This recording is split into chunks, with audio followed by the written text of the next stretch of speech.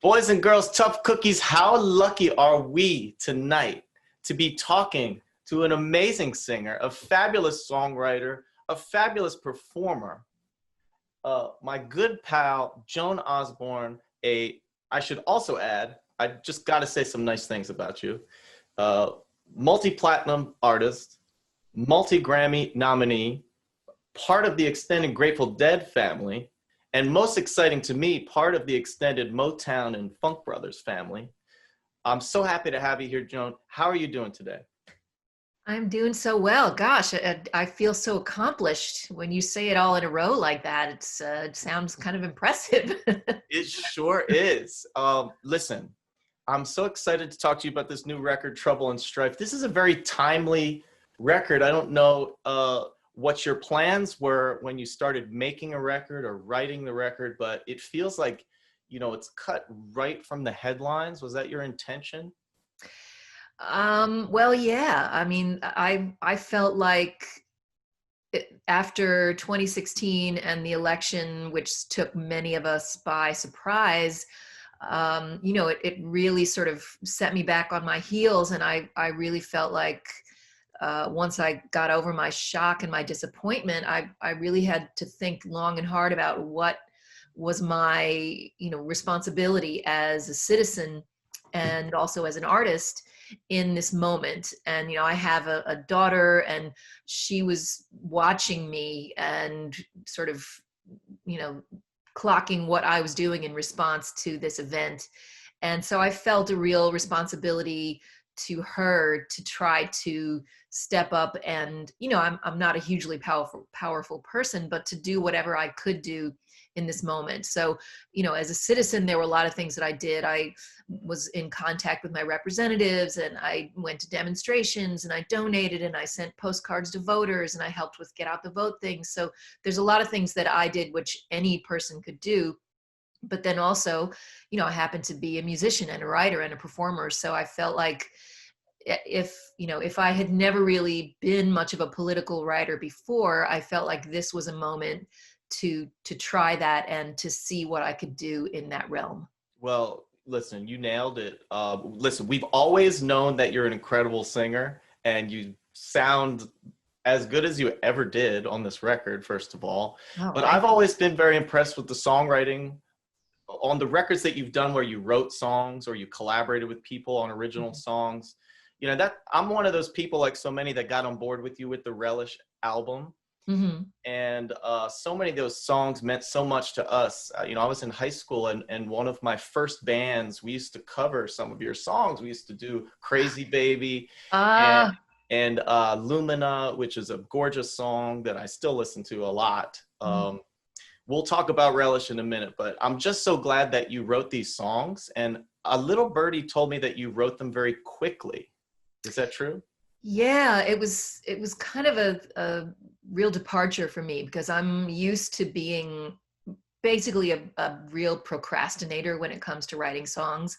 I will wait and I will think of all the different things that I could do instead of sitting down and writing, and I will clean my entire house, whatever I can do to avoid actually writing, I will Now, do. why? Why Uh, is that?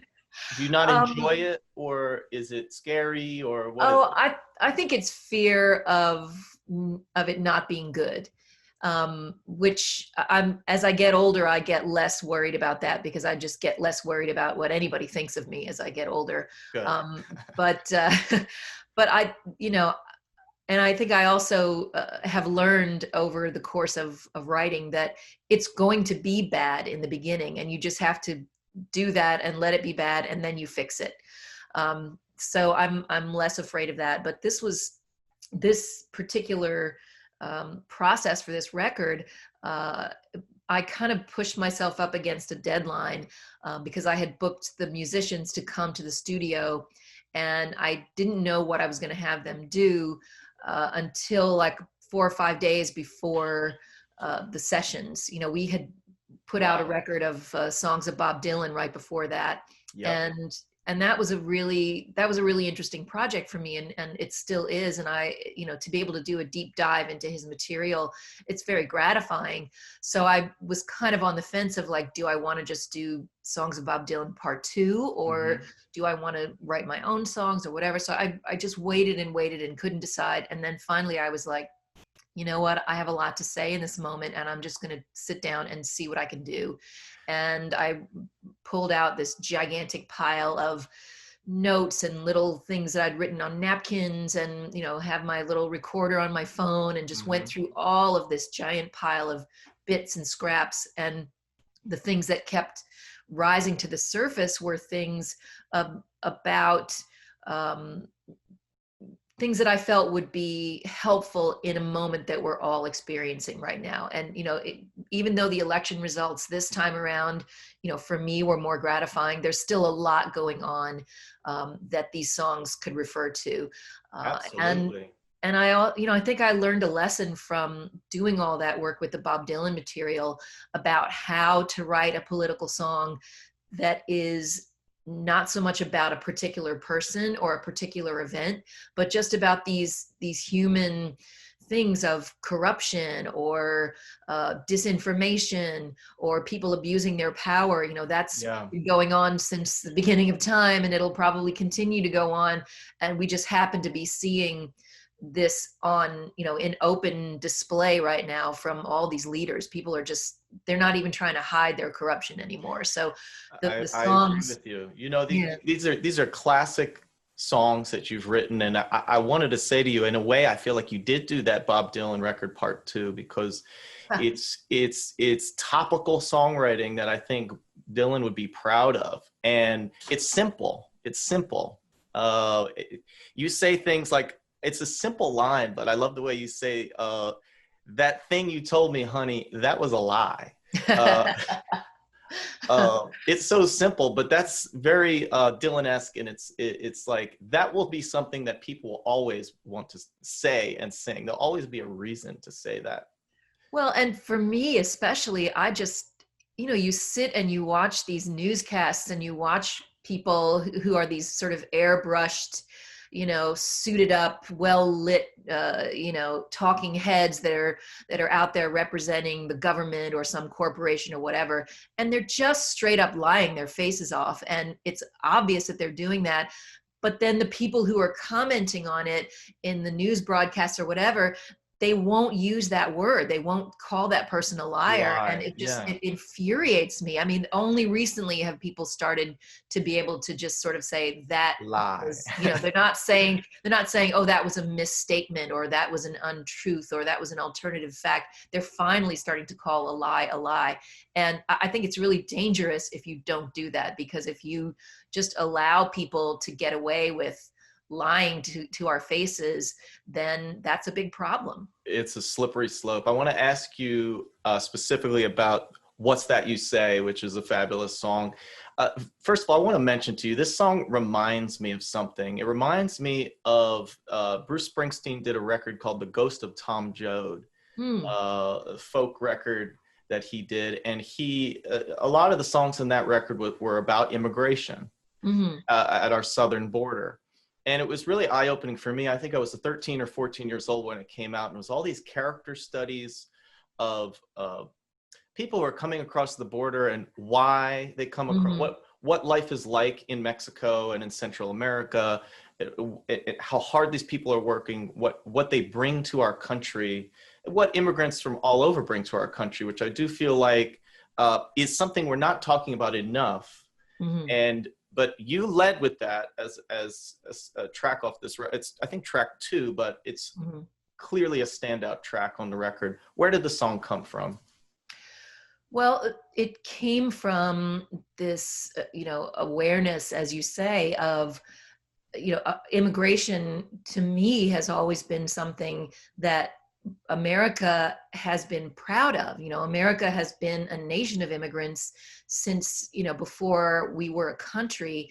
And I've always thought of that as a positive thing. And I've always looked at the amazing things that immigrants bring with them, you know, their energy and their enterprise and their ideas. Yes. And also, as just from a cultural point of view, Right. you have people coming from all over the world bringing their different styles of music or their different styles of storytelling, or The you know, their food, the different food. fashion sense or their different dance styles, and those different ingredients, you know, mixed together to create art forms which are quintessentially American and which could not have developed anyplace else. So even if you're just looking at it from a cultural standpoint and from an artistic standpoint, we should be welcoming these people instead of demonizing them, and instead of thinking of them as trying to get away with something that they don't deserve.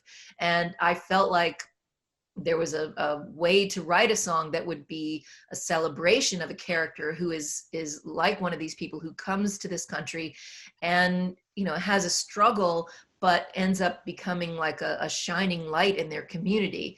And so I wrote the song, and I felt good about it, but it had these instrumental passages kind of Mm-hmm. sprinkled throughout the song where there wasn't any singing. And I just kept hearing like a spoken word piece in there. And, you know, in the way that like an Elvis Presley song will have a moment of like, baby, I just want to tell you, Yeah. blah, Wella, blah, blah, Wella, Wella, blah. Wella. Yeah. And I just kept hearing something like that in there, but I didn't want it to be my voice. I knew that that wasn't going to be right. I knew it had to be some other voice. And I thought, well, here's a moment where I can take the mic and sort of hand it to someone who's actually lived this immigrant experience. And, you know, that's another thing that really kind of infuriates me is, you know, we talk a lot about immigrants to this country, but we don't seem to listen to what they themselves are saying very much. So I felt like this was an opportunity to hand the mic to somebody who has been in that situation before. And so I called up this organization called Raices, Right. and they work with people who are immigrating at the southern border and trying to navigate this really dehumanizing system that is in place right now at the southern border. And I asked them if they knew of someone who might want to talk about their experience as part of this song. And they connected me with this really wonderful woman. Her name is Anna Maria Rea. And she had come to the United States from Mexico as a very young girl. Her father had been kidnapped in Mexico, and even though he was eventually returned, the family never felt safe in Mexico after that. So they decided to emigrate to the United States. And she was a very young girl, and just this very poignant story that she told me. You know, she had to say goodbye to her grandmother and her cousins and her favorite teachers, and she didn't really understand why they were leaving, and she didn't understand it, but her parents said, you have to say goodbye to these people and you may never see them again. So it was just this sort of heart-wrenching story. And she talked about how, you know, she came here and always felt like an outsider until very recently. And when she was applying for citizenship and going through the interview process, the person who was interviewing her treated her like she was trying to steal something, like she was trying to take something that didn't belong to her, even though she had lived here for so many years and had volunteered for AmeriCorps and had really become a part of the community that she was in. So it was a very emotional interview that I had with her, and that's what you hear on the record is sort of the very edited down version of that. And my favorite part about it is at the end where she, you know, she reflects back on this not easy life that she has lived, but she comes to this place of feeling like, I'm here because now I know what it's like to go through this experience, and I can help others do this same thing, and I'm not afraid. Can I ask you about the "Boy Don't You Know" song on the record? Yeah. We talk a lot on this show about gender issues and LGBTQ issues on the show. Mhm. And again, this is another song that you found like a way to talk about real issues in a way, well, we're still dancing and it's still funky. And that's why I like the record. Like the song we were just speaking of, What's That You Say? I mean, you can dig into the lyrics or you could just put it on and just boogie, you know? Well, that very much was, I mean, I have to give props to my band that worked with me in the studio on that. You know, I felt like it was important. You know, when you put on a record, you don't necessarily want to listen to a political lecture. You know, you can have all these ideas in there, but you want it to be pleasurable. You want to feel good. You want to dance. You want to move. You want the groove to get into your body.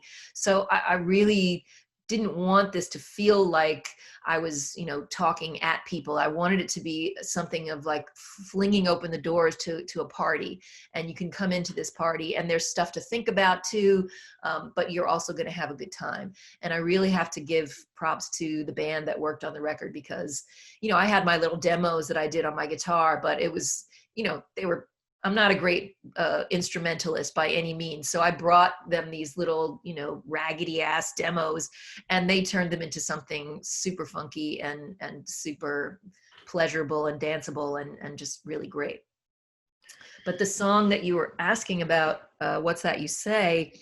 Or Boy You know, Don't You Know, Boy Don't You oh, Know. sorry, Boy Don't You Know. Sorry. Yeah, the song you were asking about, Boy Don't You Know, is it's definitely something that I've been thinking about as well, because I have a teenage daughter, and you know, she's a little bit gender queer and has been searching around for her identity, and a lot of her friends and kids of her generation, that's very much on their minds, is trying to define themselves in terms of gender and trying to step outside of these sort of rigid roles Yeah.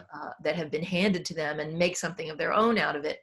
And you know, I was thinking that maybe one of the reasons, and you know, I'm trying not to speak for somebody or say that it's always got to be this way, but I thought here's an idea to explore, that maybe one of the reasons that a girl might want to have a gender identity as a male is because she's looking at what it means in our society to be an adult woman, and she's kind of like, wait a minute, this is maybe not all it's cracked up to be. You know, Right. you certainly, you can get all these messages about, oh, girls can do anything and women can do anything and you can have it all.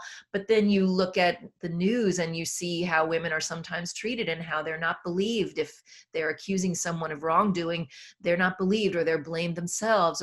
And if you're in the workforce, you're only going to make 65 or 70% of what a man is going to make to do the same job. And, you know, there's still a lot of misogyny in our culture and in our world. So maybe a girl who's, you know, approaching womanhood would look at that and just be like, I don't want to have anything to do with that. I would rather just be a regular person over here, which in our society is defined as a male. I love that at this point in your career, you are not resting on your laurels. I love that you took a risk with the record. I mean, the Bob Dylan covers record was fabulous, but I always loved the songwriting on your records. And to that point, I kind of want to, if I may, jump back to the beginning of your career for a second. Sure. You're one of those people, and I've interviewed and have many friends, and I am one of these people that moved to New York City young to try and reinvent myself like so many other artists. So I'm curious, just because I know you grew up in Kentucky, right? Yes, I did. What were you looking to find or do, or what was New York City? What did you think that you were going to find there? Mm. Well, I actually moved to New York because I wanted to go to the film school at NYU. I had become really interested in movies and in film, and they had an amazing film program there Oh at yeah. NYU, and of course they still do. But you know, people like Spike Lee had come out of this program, and so I was wanting to go there, and I was thrilled when I got accepted, and so I moved to New York specifically to go to film school. But then I was in New York and I completely fell in love with it. And, you know, in particular, if you're an artist, there's so much there for you. You know, not only are there, you know, literally thousands of other people who are artists and creators and people who are doing all these exciting, interesting things in all different, you know, areas of the arts, but just to live in New York City, you know, there's every kind of person there, of every faith and every fashion sensibility and every, you know, gender identity and everything. It's just all right there. And a lot of what happens in the city happens out in the open, on the streets and on the sidewalks. And that's what I, and in the parks. And I fell in love with that part of New York because I like to be an observer. And there was just this infinite amount of things to observe and absorb as an artist. But you weren't there thinking that you were going to sing, is something No, you're that kind of saying. came a little later. It was a bit of an accident, actually. I was kind of putting myself through school and working all these different jobs and trying to save money. And this guy in my apartment building invited me to go out for a drink with him. And so we went to the first place on the corner of where I was living, and it was a blues bar, this place called the Abilene Cafe. Mm-hmm. And they were having, there was a band there and they had sort of finished playing, but the piano player was just kind of, playing for himself and the handful of other people that were in this bar. And this guy that I, went out with, he said, "I dare you to go up and sing a song with him. And if you do, I'll pay for the drinks." And so I was, being a broke, college student that I was like, okay, I'll do it. So I went up and talked to the piano player, and we figured out a song that we both knew. And so I sang this Billie Holiday song, "God Bless the Child." Mm-hmm. And, maybe a couple of people were paying attention. And the piano player said, "Oh, that's pretty good. You should come back. We have an open mic night here once a week." So I started going back to this open mic night, and I started meeting other musicians, and they told me about other open mic nights. And so little by little, I started to discover that there was this enormous music scene going on in the clubs and stuff that had sort of been going on all around me that I hadn't been aware of. And I just got really, really into it. In particular, in the blues, the blues music and people who were playing blues. And there was something about that just opened up a part of me that I think I had been trying to bury, this emotional part of me that I was trying not to connect with, just because it was kind of heavy and a lot to deal with. And I was trying to take on the world just with my intellect alone, I think. And there was a whole other side of me that was not being accessed, but the music cracked that wide open. And that was, for me, that was it. Was there a point that you can put your finger on where you felt truly that you knew in your heart that your calling was to be a singer? Because I speak to a lot of vocalists, and I'm a vocalist myself, and we're all head cases, and we don't really know if we're doing the right thing. And, oh yeah. Did you figure it out, or are you still on the fence? Well, I mean, I think there's a lot of possible ways to live your life, and there's a lot of right answers to those questions that you ask yourself when you're young, of do I belong here, and do I deserve success, and is this what I should be doing? There's a lot of possible correct answers. But for me, it was just that I loved it so much, and it affected every part of me. When you're doing music, you're feeling it in your body, and you're feeling it in your heart and your emotions, and you're feeling it in your soul. It's a spiritual thing. And there's a lot for your intellect to take on as well. So I just felt like I could pour my whole self into it. And once I started actually making money playing shows, I was like, you know what? I just have to see how far I can take this. Yeah. If I don't do this right now, if I don't follow this, I'm going to regret it for the rest of my life that I never tried. If I'm afraid and I don't stick my neck out, I'm always going to regret that. So that was really the moment for me of just deciding I was going to try it. And was that one of the reasons that you started the Womanly Hips label?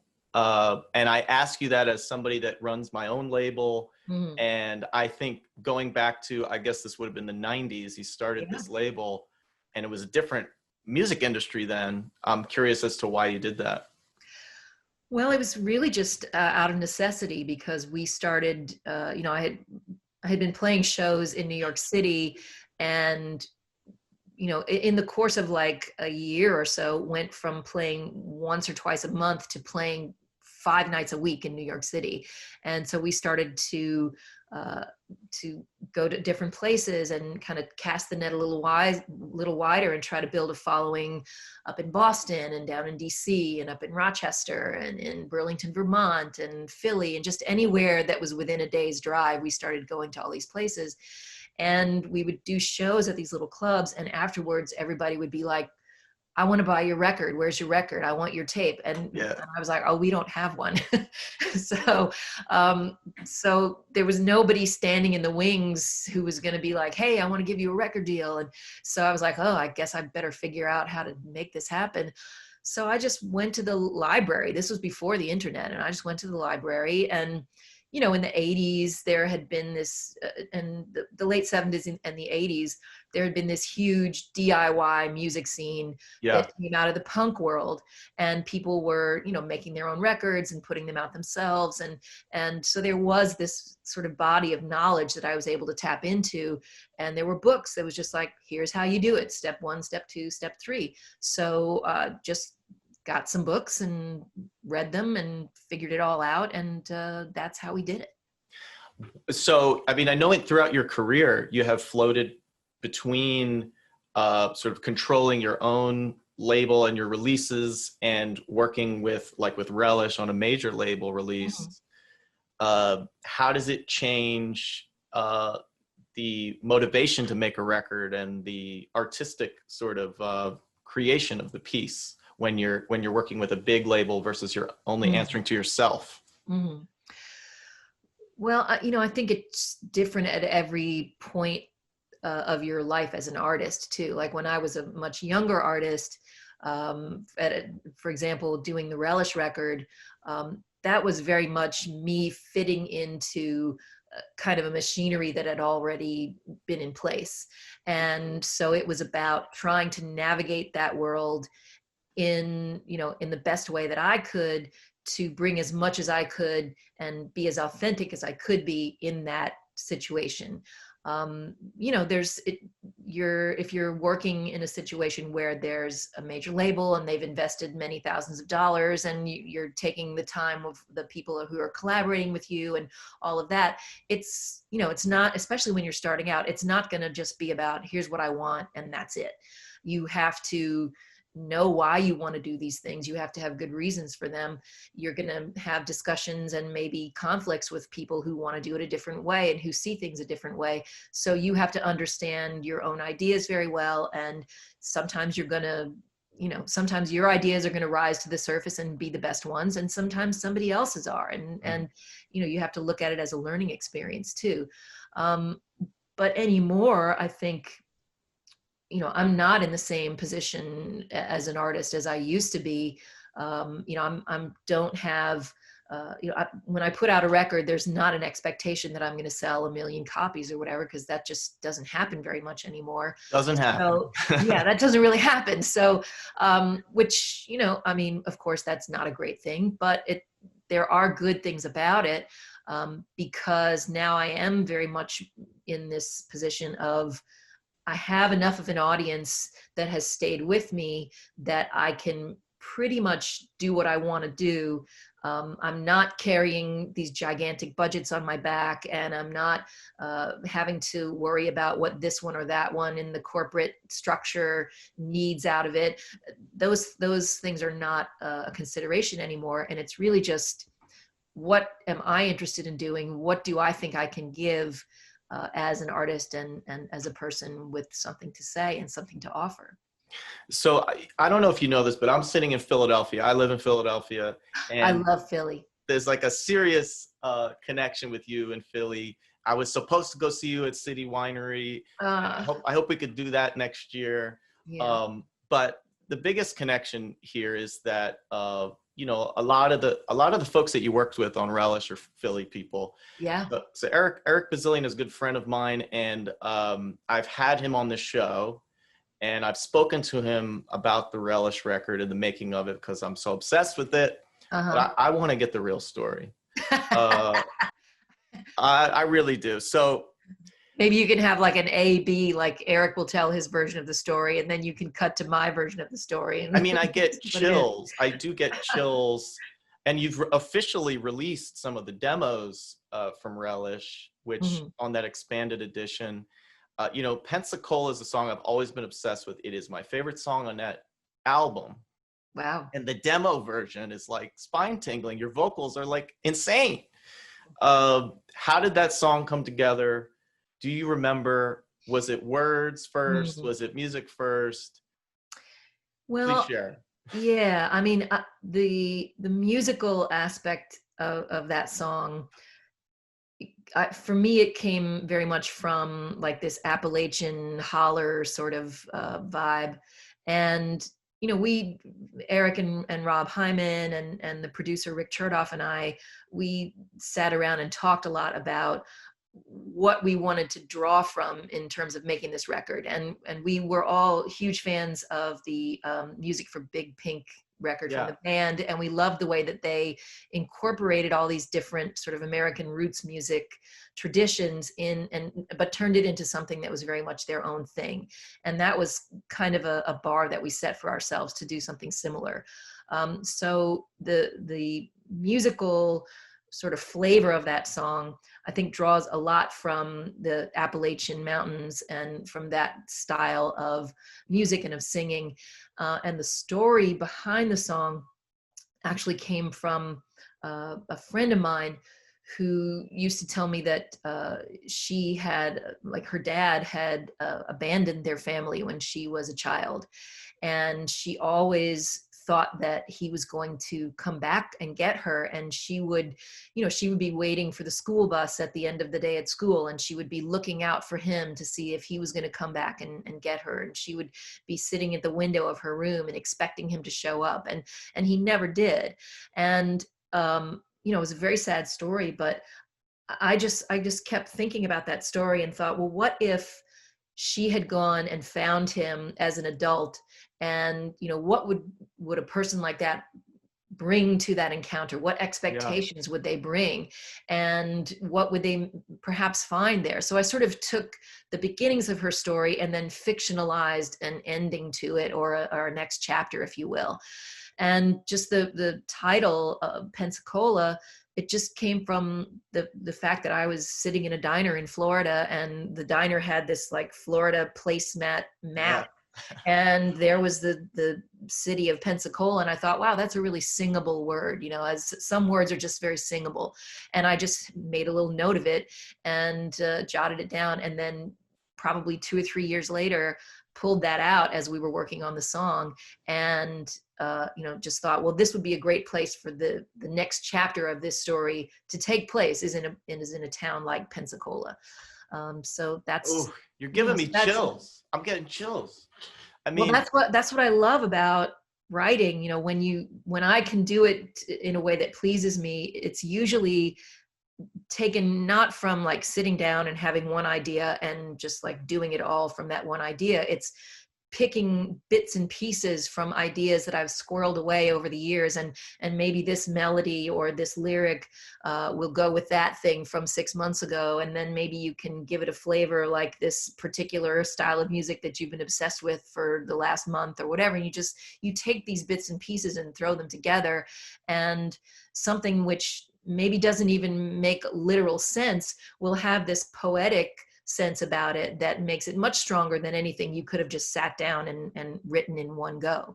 oh, I mean, you're giving me chills, Joan. Like that it's such an amazing record. And that song in particular, Pensacola, the way you just described it, the reason I said that I see a kinship between you and Bob Dylan in your writing, on that Relish record, you did Man in the Long Black Coat, which Mm-hmm. is one of my favorite Dylan songs. And it's like a film. I mean, Yeah, it's like a mini movie. And it's absolutely. this Louisiana, you could see the trees coming out of the bayou, right, in Mm-hmm. Louisiana. And Pensacola for me is the same thing. I can see it. I can see the trailer. I can see the photograph. I can see her. I can see him. I can see all of it in such a tiny snapshot. So again, you know I'm a fan. I'm glad you made this new record with all these amazing original songs. And to that, I want to let you know before I let you go, because you've been very generous with your time. My favorite of all the great songs on Trouble and Strife, my favorite one is Whole Wide World. Ah. Because it's just, I wish Etta James was alive and we could get Etta James to record the song. Oh right? my God. That I'm the huge Etta James fan. Wouldn't that be amazing? Well, listen, like her, you're a natural born singer. You can tell that when I hear your early recordings and your early demos, despite the fact that you went to New York to be a filmmaker. I mean, you were a born singer, whether you wanted to be or not, and you can hear it. So I'm just wondering if you had, it sounded to me like either Etta or maybe from your experience working with the Motown folks and the Funk Brothers, it seemed like it channeled into this sort of classic soul ballad. Am I anywhere near, you know? Yeah. I mean, for me, it was less about that Motown sound and more about this, kind of Philly soul sound that came just afterwards, and also groups like the Shy Lights and that had that sort of delicacy about it. And I love those male singing groups where you've got the one dude on the super high harmony at the top. Like, I love that kind of stuff. And like the stylistics, Joan. Yeah, exactly, the stylistics and all of that.